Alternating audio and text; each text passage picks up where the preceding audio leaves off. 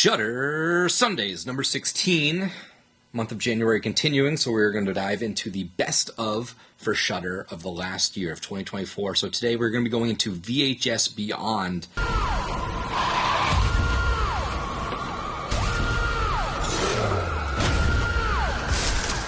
Do you want a selfie?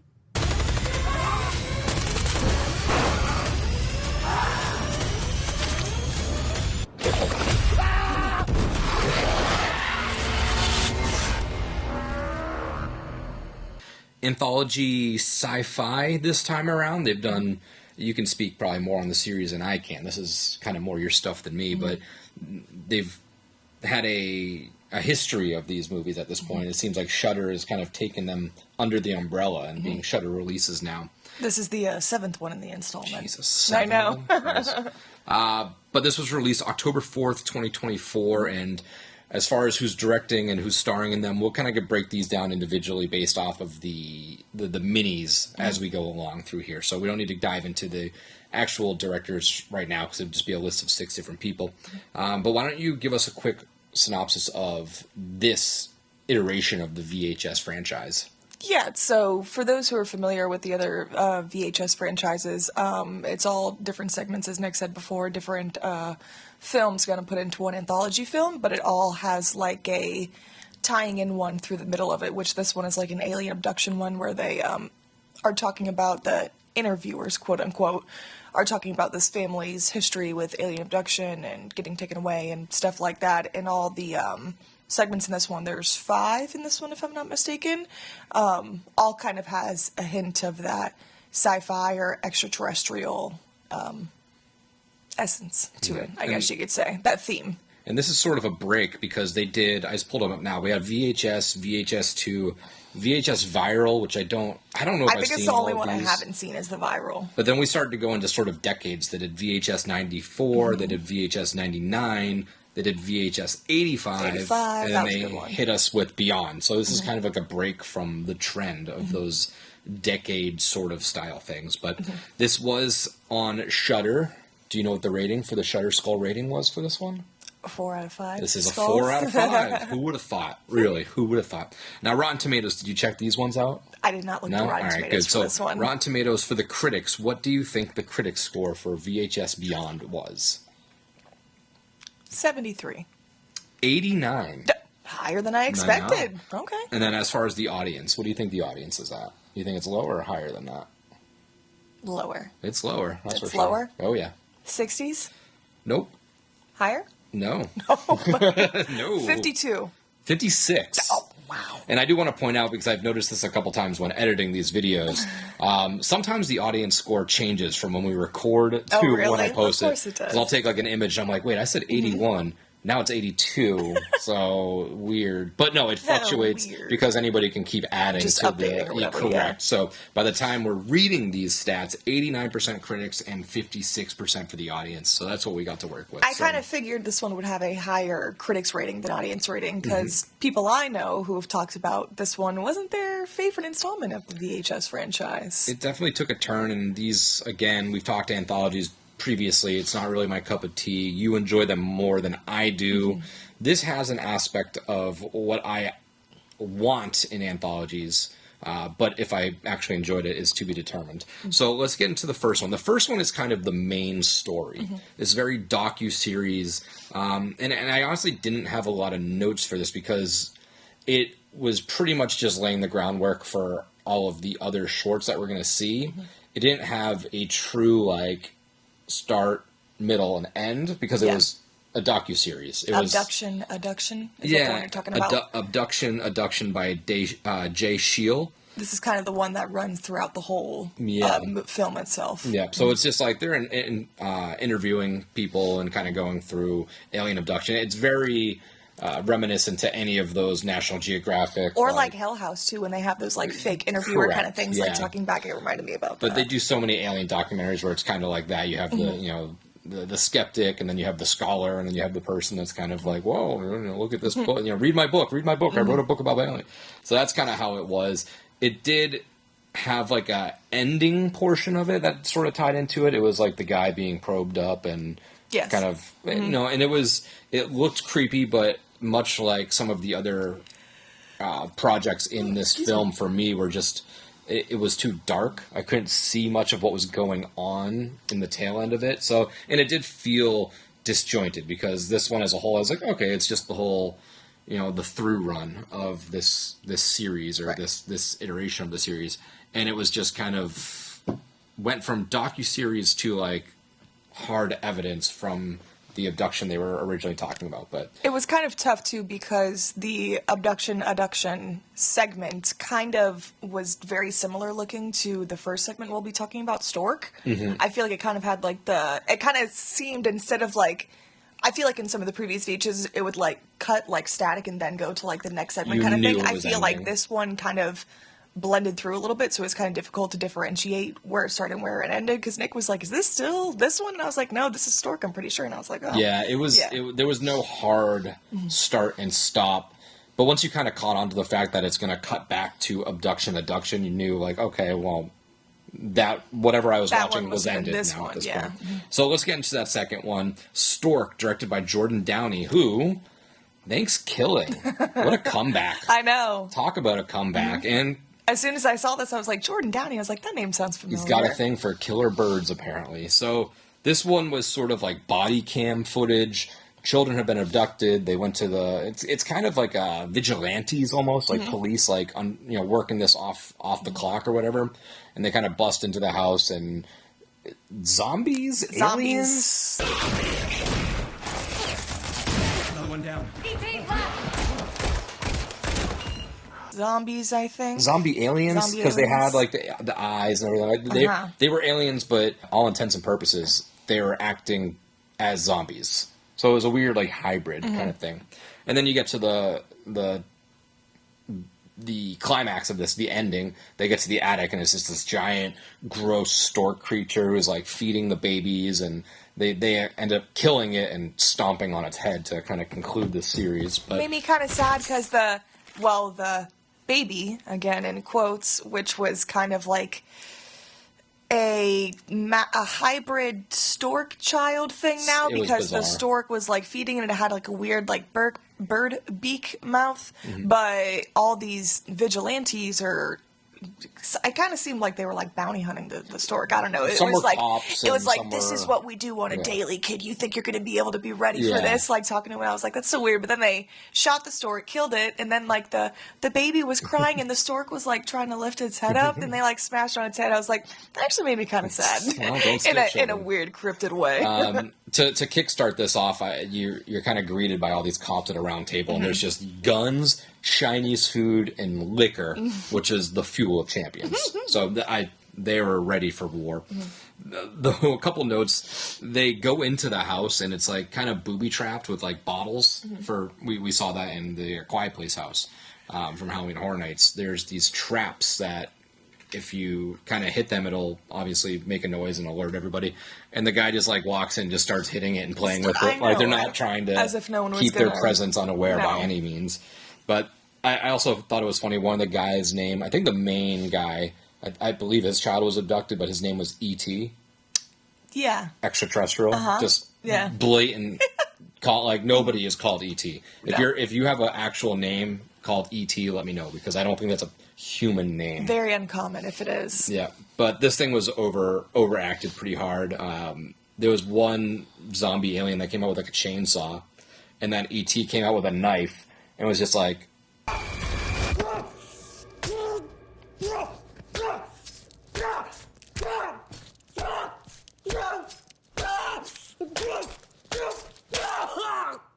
it felt like 30 seconds, just violently stabbing. And I was like, okay, this is a little much. But there was a really good scare in there.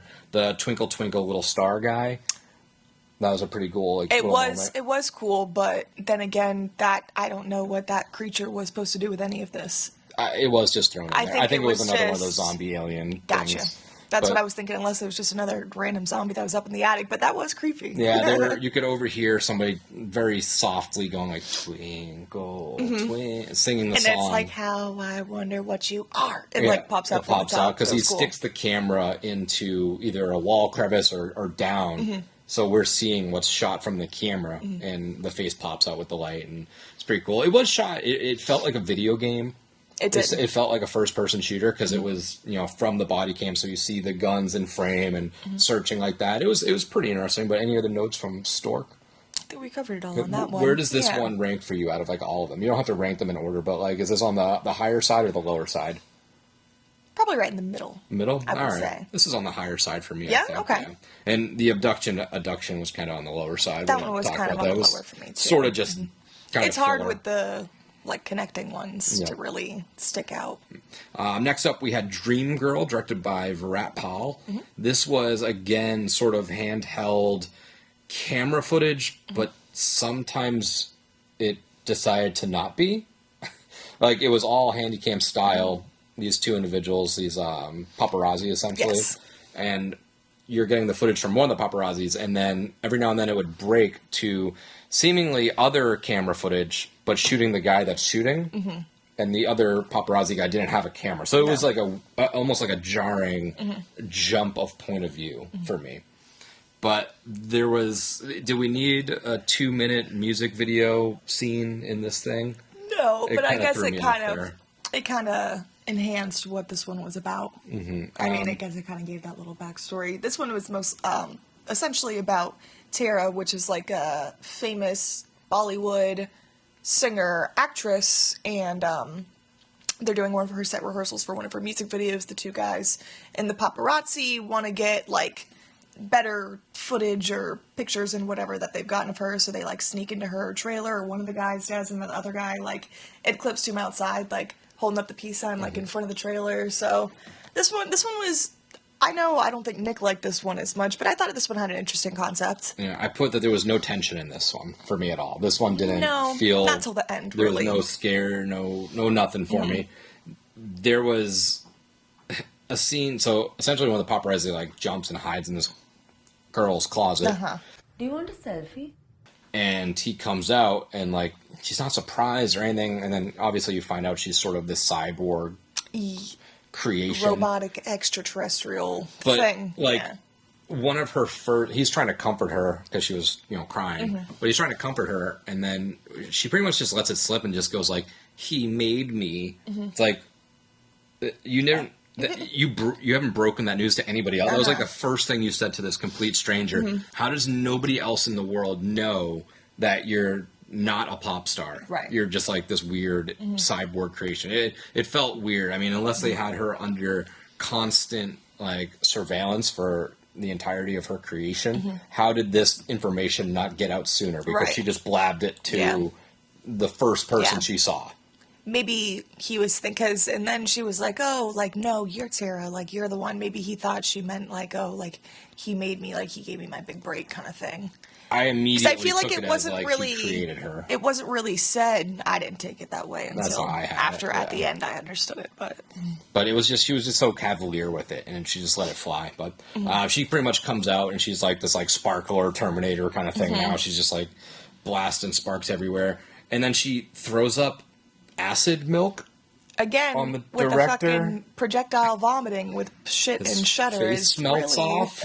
Like, That's what I was expecting to happen in Late Night with the Devil when Christo fucking threw up that black liquid. I was like, is his body gonna, like, disintegrate now? Like, I didn't... Where is she... Is that a defense mechanism that was built into her? Like, was that not supposed to come out? I don't know. I have a lot of questions. But it also ended with, like, another music scene, killing the scene again.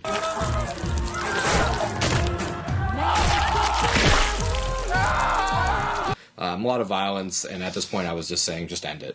I was just done with this segment at this point. I feel like the set, though, itself that they were shooting it on, I feel like even, like, the background actors and, like, kind of, like, there wasn't too many main characters or actors in this one because there wasn't as many lines as she had, but I still feel like it all seemed, like, pretty, like, legit. Yeah, like, they all seemed, like, scared and, like, style. But they go into the set and kind of just kill a bunch of people. Yeah. But, again, with a handful of these things... A handful of these projects, it was shot, they were just so dark I couldn't even see what was going on in half this stuff. It was a little dark. Bizarre. And it ends with her killing everybody, coming out, and then there's more paparazzi out there taking pictures of her, and she's like all like robot-y and covered in blood. but they're still like taking pictures of her. It took them like way too long to figure out Dream something was Girl. very wrong. Yeah. But yeah, that was Dream Girl. Is that in the middle, top, or bottom for you for these? Maybe a little bit in the lower end. Lower? Yeah, didn't hate it, but I didn't really hate any of these, honestly. Yeah, this is If you want to guess. lower end for me as well. So let's get to Live and Let Dive, directed by Justin Martinez, who did a short from the original VHS, 2012. So why don't you talk about Live and Let Dive, because I know this is one of your favorites. This one is one of my favorite ones. So this one's exciting. I think it was Zach. It's his celebrating his birthday with his friends, and they're all going skydiving. They're inside the plane. I really thought it was interesting how this was shot, because it's sort of found footage-y style, that like first person where he's kind of like filming himself and filming his friends. But the way it's set up when they're on the plane, it's kind of hard to tell which angle they're going at and how the plane is going, but essentially the plane crashes when they're going diving. Some of the parachutes don't work, some of them give out.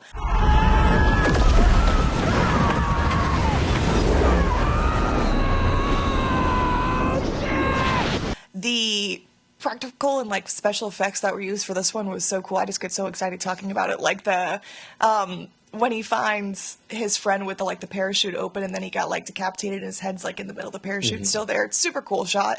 And then it took a turn when this also brought in that extraterrestrial alien addition to the film, which kind of threw me off. But I thought it was interesting with how it was, and it was kind of cool. So when I first watched this, this segment is shot in like a bunch of like orange groves, and obviously being from Florida, I was like, damn, I really wonder like where this was shot, if it was actually shot in Florida. In Zephyr Hills, they have a lot of the orange groves out there. So I went on Instagram and I messaged the director, and I was like, maybe he'll message back. He doesn't have too many followers on here. And he did, and he told me a lot of it was shot in Texas and mostly California. So I was like, that was kind of cool, but it's interesting to see where the back plot is and how they can make it look like something when it's actually in a completely different place. Yeah. This started out pretty high. The tension was there, maybe because I would never skydive in my entire life. Same. But it was cool. Like it kind of built the tension. He didn't want to do it, and then kind of they say a UFO flies by, but they're shooting it out the window, and you can't see it, so it creates a tension. And then you do see it, and it disappears, and then like an alien hand like slams on the window. I was like, oh shit, this is cool. And then it kind of you got fighter jets flying over and pretty much warfare, and that's kind of what initially destroys the plane. But the plane like slammed into one of the UFOs or something like that. Everyone would have been dead immediately there. Right. Like you wouldn't have fallen out of the plane. You would have just been turned into goo or whatever. But one dude like had his face all cut up and stuff, and he had like this stick coming out of his chest and stuff like that. Yeah. And they're like, "Oh, you're gonna make it! You're gonna make it! We got you!" It's like there's zero chance this dude is making it. He like landed on the floor. His face was like slit down the middle. He's got shit out of his chest. Like, dude is a goner. Just fucking leave him and like get out of there.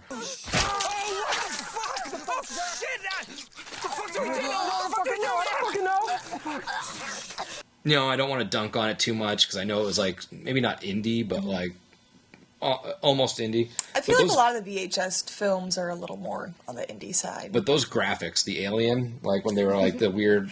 I liked it. It looked like the Mummy Returns graphics of the Scorpion King. It was like PlayStation 2 graphics for me. It was not great. I thought it was kind of like a weird, nostalgic, like alien-like creature looking, like not... It was very generic Alien too, though. They didn't take a lot of... And I didn't think it was too generic of Alien, with how it was kind of set up like that. It's like a scorpion kind of thing. Kind of scorpion style, kind of like a... What's the half man, half human body thing? Centaur? Or kind of like a centaur style. Yeah. Like, it was weird. I thought it was pretty generic, gray alien, big black eyes. And his head like split open. Yeah, like that part was pretty cool. But the graphics for me, I get it's a tough undertaking, but it's still... I couldn't get the image of The Rock as Scorpion King, out of my head. He threw an orange at the alien instead of running away. Sometimes that's all you got. No, sometimes there's other options, and that was just a story directive. But slow him down a little bit. Do we need the throwing up point of view shot? That was a question I had. There was like a chase scene, and then everything kind of stops, and then he looks at his feet, and then his throw up comes out. and then he just backs to running. Like, did we? And I mean, it was Was better. that necessary completely? At least it was real puke and not the black projectile vomiting that we've seen previously in it. Yep. So, I mean, Like oatmeal that helped and it out a water. little bit for me. I was like, okay, that's more realistic. He kind of takes over this car from this local, and the local shoots him. Sir, please, I promise you, I'm not lying. And he like just shoots his finger off. And it's like dangly. And he's trying. He would have shot. And I actually thought it was a kind of a cool scene. Go ahead. It would have shot him. It wouldn't have just shot his finger off. Yeah. It would have shot him too. And why didn't you just rip it off? Like at that point, it was like that's even worse. It's barely hanging on. It was there. It's like dangly, hanging, and he was like He's trying to like drive. start the car. Ugh. No, just rip it off. Be done with it. It's like a dingleberry. The adrenaline's Like, it already was- pumping. Yeah. Might as well. And then he kind of gets sucked up into a UFO, and then again, much like most of these, visually, it's just hard to comprehend what's happening. You know, there's a lot of blues, a lot of strobing, a lot of shaking.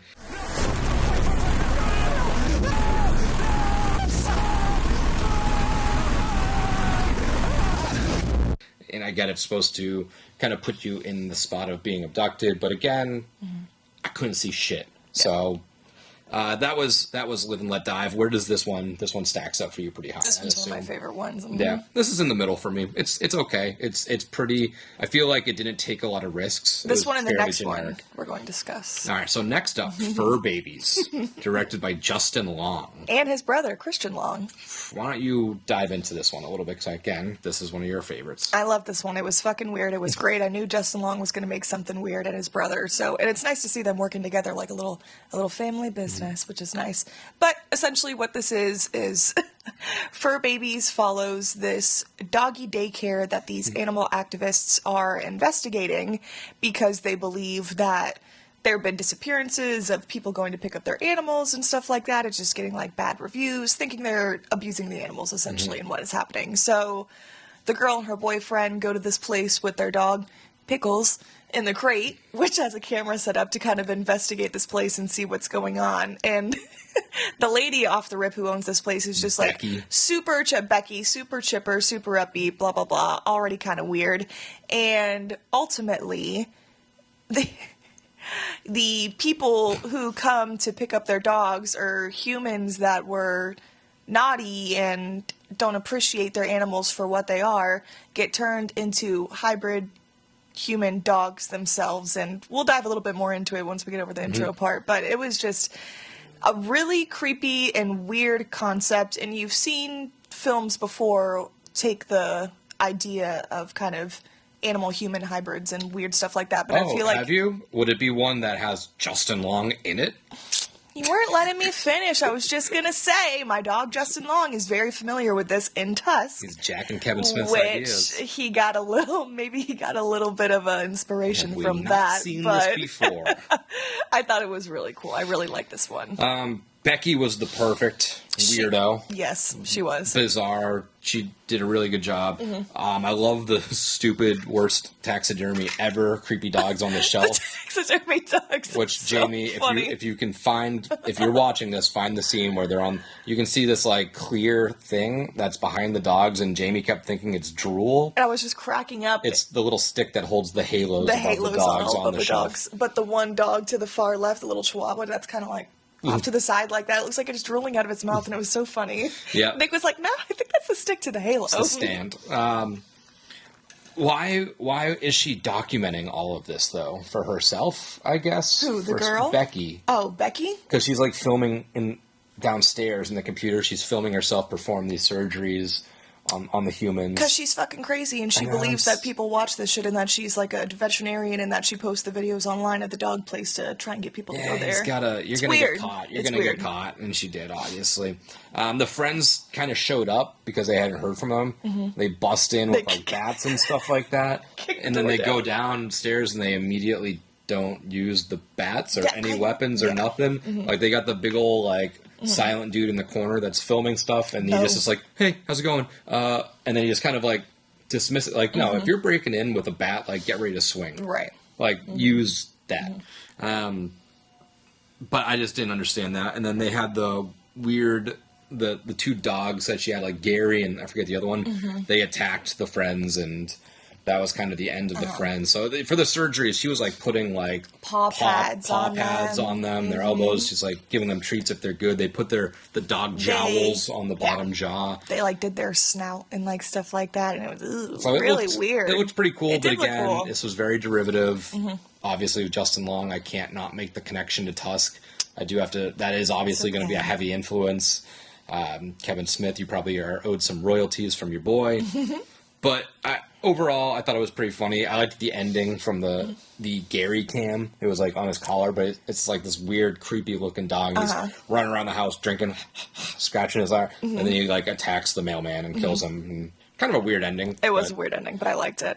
But For someone who doesn't really like comedy and horror very much, I thought this was a good mix of both. It's still a weird, kind of creepy idea that if you think into it, you're like, you know what, that would be pretty shitty to get, like, for this to happen to you, yeah. So let's get to where is that? That's up towards the top for you as well? Yeah, probably my top one. That's probably in there for me. But now let's get to the last one, Stowaway. And I didn't have many notes for this because... It sucks. It doesn't suck that there wasn't many notes. It just sucks because it was hard to find notes for this one. This was, I think, written by Mike Flanagan and directed by Kate Siegel. Kate Siegel. And I didn't know they were married. Yeah, they are. Yeah, I That's didn't know why. that. Yeah. So he wrote it, she directed it. I thought the acting in it was pretty good, but again, much like this one, I couldn't see shit in the entire thing. Couldn't see anything. I didn't know what was going on. It was very hard because she was in that like alien pod ship, whatever she stumbled upon. And it's just dark and very beige and grainy and sandy. But essentially the story is this lady left her husband and her kids to chase UFO sightings, and she finally finds a crashed ship, gets in there and doesn't get out. Yeah. And gets She's like, sucked where's the door? into space. And I'm like, ooh, that's kind of creepy. Actually. But it was a cool part. She like played the string, hit the string, her finger like sliced open, and then a bunch of pollen stuff kind of came down and healed her skin. But again, it was POV, it was very voiceover, and it was just very... I know a lot of people have said that this is their favorite. Maybe I'm just missing it completely, but this one was one of the most boring things I'd seen. And I really wanted to like this one after I found out that this was... Kate Siegel's and Mike Flanagan's, but I was a little disappointed with it. It was a little boring for me. It's hard to do a lot when you just have one shot to make it interesting like that, especially one shot and one character in the whole thing. And I like the thing where you're talking about where she kind of like touches the walls and it cuts her, and then it comes and like heals her and stuff like that. And she's like, oh my God, they're healing me. Like they're trying to help me. Da-da-da. And in my head, I'm like, they're probably not trying to help you though. Trying to preserve you. They're But it just, for me, it was just too hard to watch, and I immediately was taken out because of that, because I couldn't see anything, so it didn't matter. So because of that one's kind of, again, on the bottom for me. So let's get into our segments now at this point. So good. What was, maybe instead of the good, you can pick your favorites, or if there were certain moments, you can hit that as well. It's a little bit tougher with these anthologies. Yeah, I was going to say, I kind of feel like... for your good, what was your enjoyment out of this series as a whole? Yeah, I mean, with anything with anthology series, I usually like because it's always something different for me, and it's easier for me to keep intrigued with stuff like that. I know for others, Nick, it's not a favorite of his. He'd rather I keep him intrigued the whole time, but I feel like the different thought process, and I really enjoy seeing the different directors and what they come up with, and what I would assume for these VHS films that they're giving a distinct theme at the beginning and they tell them to go run with it. So it's always interesting to see where they go with it, especially with the theming of extraterrestrials and aliens. I feel like you kind of tend to see the sort of same thing. But I have to say that Justin Long and his brother Christian's fur babies didn't really have any and there's no alien tie-in. And there wasn't really aliens in the cyborgy one either. The Dream Girl, I feel like that was the cyborg kind of filled that void for it, but it still didn't really which is kind of what they tee up in that original abduction style format. It's all about aliens. So that's where my mind went. But for the good, for me, I guess it's creative. They are all fairly different projects. The theme song at the end was pretty cool. It was like very punk rocky.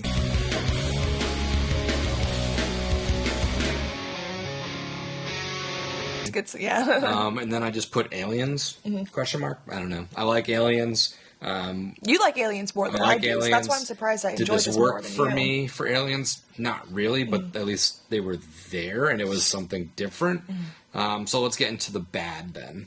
What's your bad from this series? I wish that the abduction storyline that they followed throughout the film, I wish it was a little bit more interesting or detailed, I guess. I feel like some of the previous ones we've seen in the other installments in the franchise have been a little bit more, I guess, like, likable from my standpoint. Like, the last one was kind of, in VHS 85, the middle segment was kind of about this also kind of alien-like creature that was, like, kept in this, like, facility for a long time and, like, lived there and now, like, encapsulated that and, like, formed into it. I don't know. It was just kind of weird. I feel like this one was just kind of a little lackluster for me. I know I mentioned before that it kind of reminded me of, like, the cheesy, like, true crime kind of, like, stuff that they do in Hell House when they're talking about, like, the interviewers and investigators and stuff like that. So I feel like that kind of didn't dumb it down a little bit for me, but I didn't really have too many dislikes with this because I feel like there's so many different things that I did enjoy. So the only other thing I could really think of maybe was the last segment, I guess, wasn't really my favorite. Yeah. I put how most of these were shot. The overuse of POV, maybe that was a direction they gave them, was like, do POV. It might have, yeah. But regardless, it kind of hurt the quality for me because it made it impossible to see half of these. I don't like anthologies. I've made that pretty clear. They bore me to death. Bad segments take me immediately out of it, and good segments don't really pull me back in if I'm after a bad one. Yeah. I prefer anthologies sort of like this, like Sam, like Trick or Treat. I want connection, multiple stories in the same little world, all slowly working together. That shows me creativity. This shows me multiple shorts that were not good enough to be feature films that were just like, it's a kind of cool idea. Just we'll piece it in, just throw it in. Don't worry about it. For me, I can't stand that stuff. It just doesn't. My attention is not there on these. I haven't really. I've seen probably 4 of these VHSs, and I just don't enjoy them. I know these are fan favorites. I think 85 was probably my favorite, though. But all of them, they're all similar in the sense that they don't. If they do tie to the main story, it's very loose, and for me, that doesn't do it. I'm not interested. So that's my bad. Your top moment. What was your top moment in this? And I guess maybe you could do either moment or just your favorite short. Well, it is from my favorite short, which is the Live and Let Die, directed by Justin Martinez. I'd mentioned it. Is it Live and Let Die or Dive? I've seen multiples. Oh, did I say Die? I'm sorry. I think it is Die. Okay, I think it is Die. Well, I think it goes on I've seen people talking about it Live saying and Live and Let Die. That was my bad. I'm sorry. I'm pretty sure it says Dive because it's no, it is diving. because it's okay. Yeah. All right. Exactly. I just want to make sure. No. That was my fault. I was like, maybe there's multiples. It's one of those things where there's no right or wrong. Yeah, but the scene where they show the parachute sprawled amongst the trees and then the guy's decapitated head right in the middle of it, kind of hung on by the string as if it got, like, boinked off. I just thought was really, really cool scene. Loved it. And I feel like that segment was the most, like, anxiety-inducing, I guess, because, like you said before, too, I would never fucking go skydiving. So this whole time for me, I was like, this is, like, knowing my luck, like, this is what would happen to me. Exactly. An alien would come. My top moment, who would have thought that Jordan Downey from fucking Thanksgiving would bring my top moment was Stork. Very cool to see him do it. Stork is my favorite one out of all of these. I liked that their point of view was more video game. Like, it looked like it had a purpose and a reason, body cam footage. And I thought the Stork creature was really cool design. I don't know what his fascination is with, like, killer birds, but I'm cool. I'm down with it. So what would you change about this iteration of this series as a whole? Maybe just make the connecting story a little bit more detailed, I guess. I mean, it goes into detail, but I guess give it a little more oomph, because I feel like it kind of just gets lost in translation. Yeah. I put, and I know Fur Babies is one of your favorites, but, like, the cyborg and the Fur Babies, like, weren't aliens, so I do agree with that. If you want to include them, maybe change that overlying tone of aliens to include, like, alien cyborgs and hybrids in between, or something like that, where it would, like, make more sense that they're included. Yeah. Because I was expecting alien. I was too, first watching it. So it was kind of a weird, jarring moment that it took me out of it again. So who is this for?